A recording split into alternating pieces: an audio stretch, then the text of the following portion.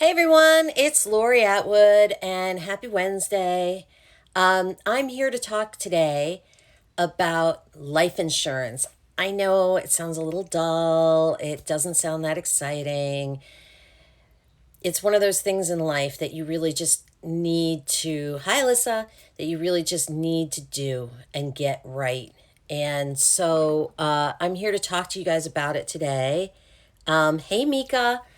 So, sorry, I'll put my glasses on because I got to read people who are coming in and I can't always. So, where I want to start today is with a very simple question, which is what is life insurance? So, life insurance is an insurance product that pays your beneficiary when you pass, when you die. And it doesn't do anything else. So, I just got a message. Yes. Okay. Yes. So we are all good here. So, and there's Elizabeth. Hey, it's there to replace your income.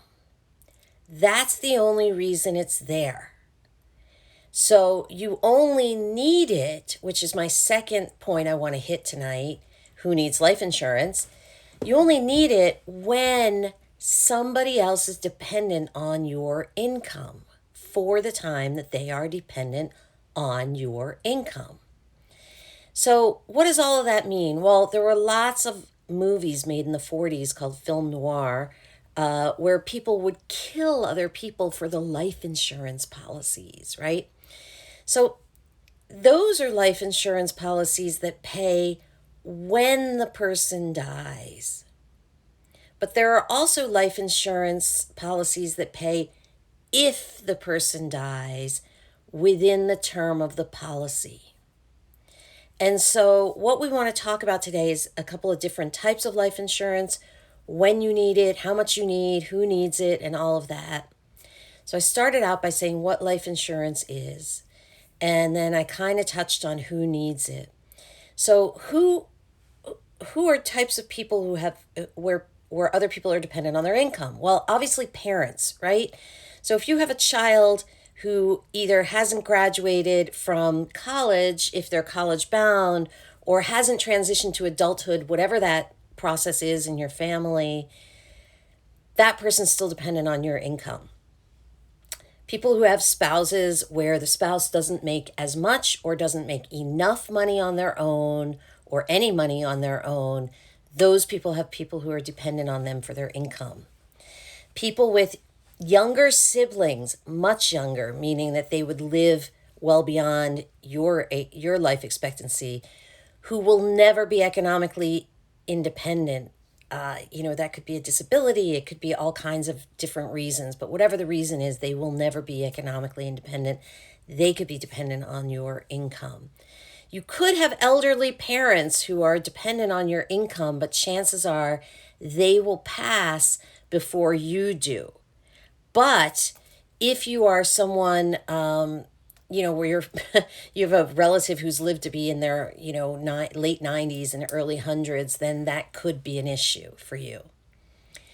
These are people where there are other people dependent on their incomes, right?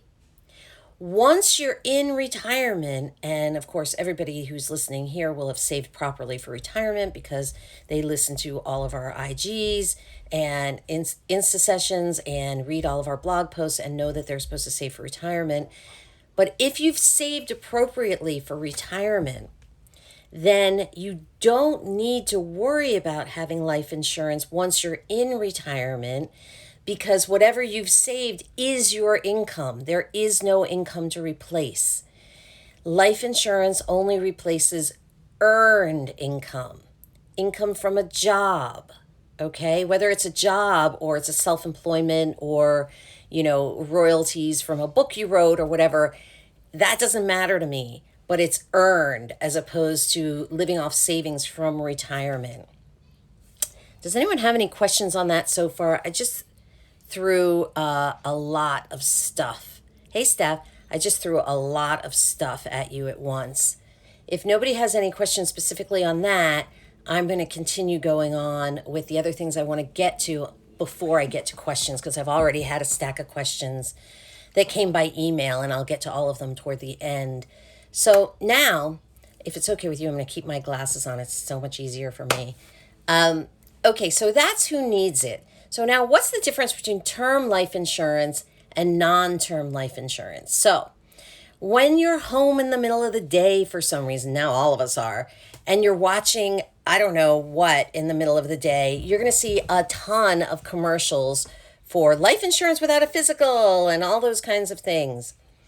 So let's talk about types of life insurance so that nobody gets scammed, right? There's term life insurance that has the word term in the title. Don't let anyone tell you that it's term unless it has the word term in the title. And then there's every other type of insurance, and they have a million different names. Whole life insurance, universal life insurance, variable life insurance, whatever. I don't even know what all the names are. It's not term. So term life insurance is a bet the insurance company is placing. And they're saying, I bet you're not going to die in the term of the policy.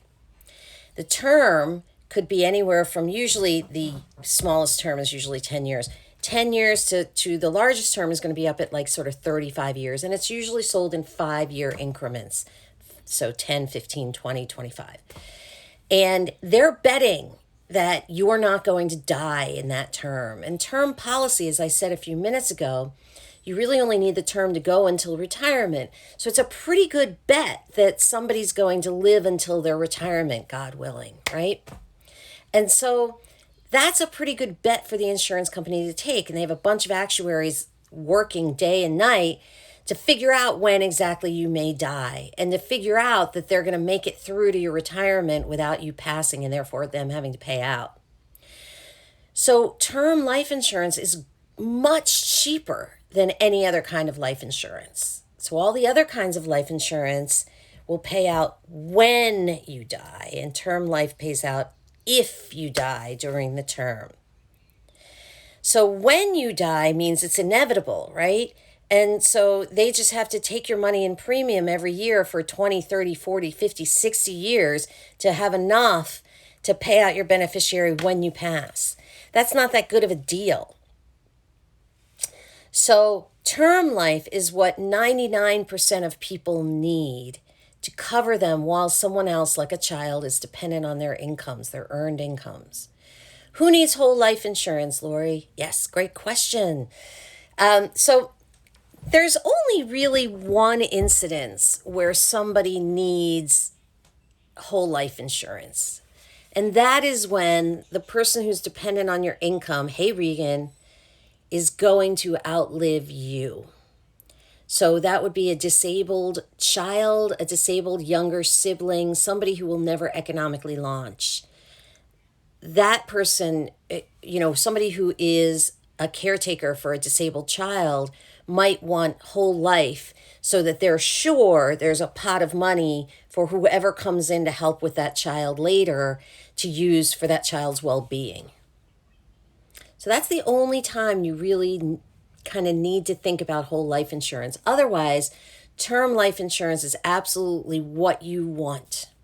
If you have children who are, so far developmentally going along and should have no problem launching and being independent on their own, if all of your siblings are economically independent, you should not need anything other than term life insurance. Okay, now we know who needs it, we know what it is, we know when you might not need it, we know all those things. So what's next? All right, how much do you need and for how long? So you may be able to answer those questions in your head already. If you have, say, a 1-year-old and a 3-year-old, you need to make sure you can get them out of college so that they can fend for themselves economically. And so the term you would need in that case would be for the youngest child. At 22, they would graduate college. So you would say, okay, I need a 21-year term. Insurance companies don't sell 21-year terms for the most part. So they would round up and get a 25-year, those parents would get a 25-year term for life insurance. That's how you calculate it. It's that simple. When will this person not need my income, and what do I round up to in 5 year increments. That's how you figure out how much term life you need, how long the term should be. How do you figure out how much you need? Okay.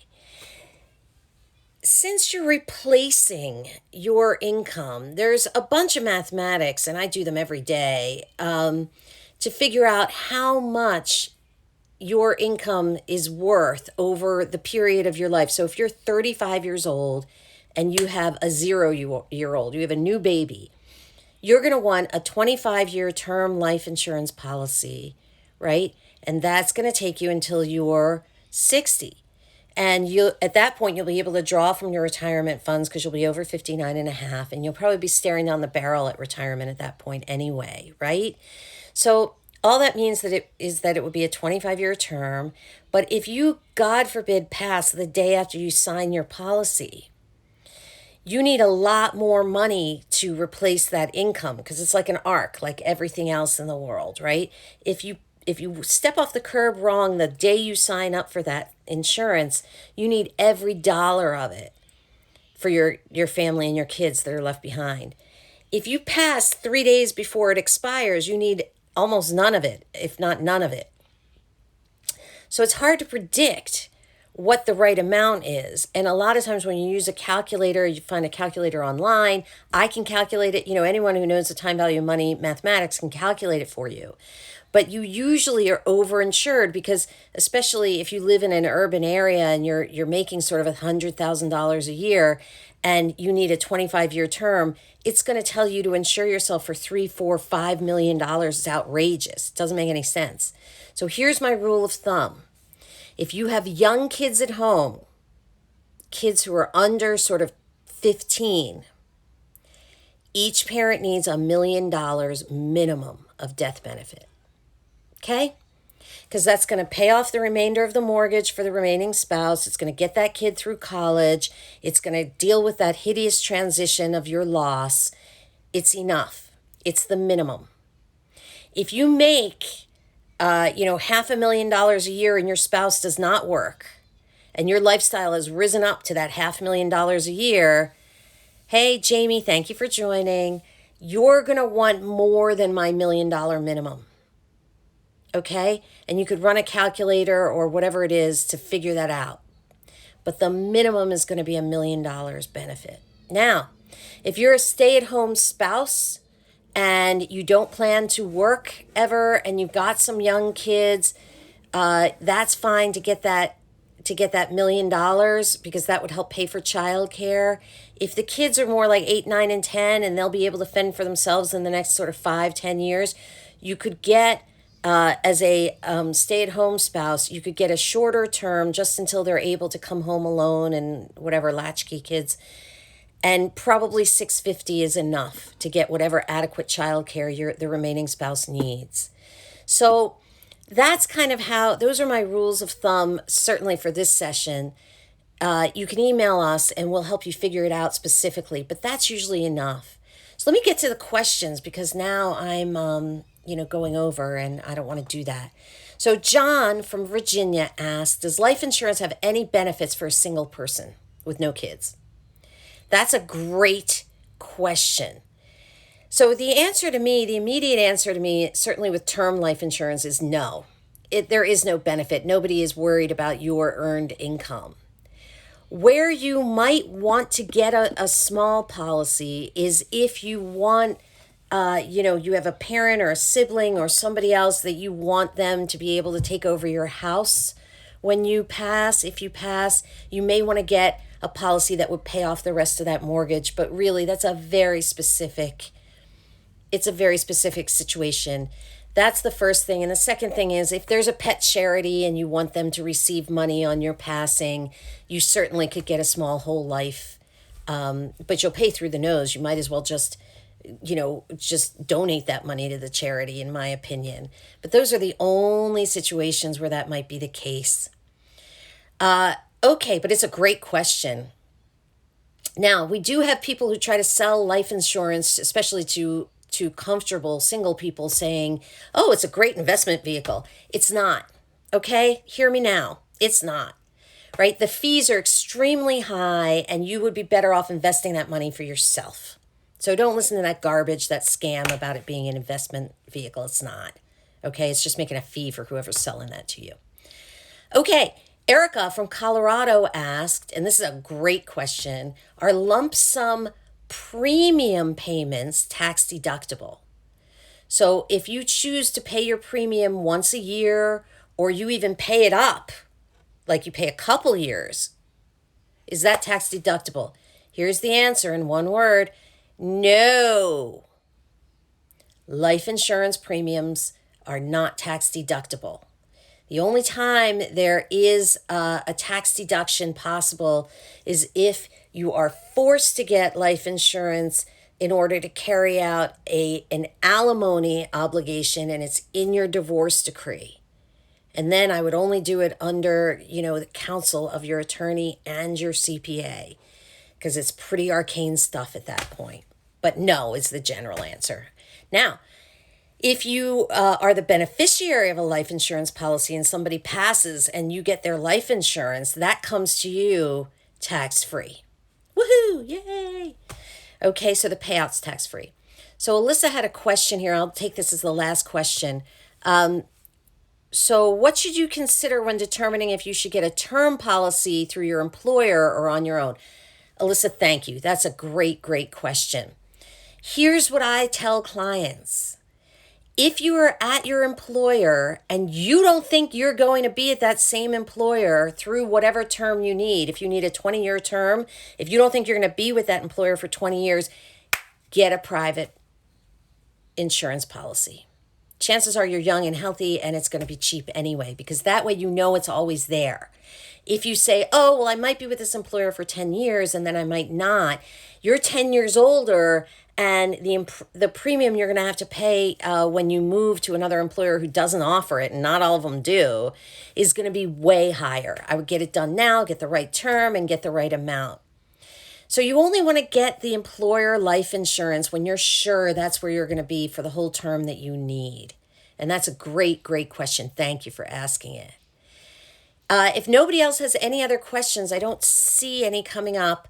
That was great. Thank you. Email us at planning@atwoodfinancial.com if you want to talk some more about life insurance. And take a look at our posts all week. They were surrounding life insurance. And we'll see you next week at the same, no, not at the same time. I think at 5:30. Okay. Take care, everyone. Bye.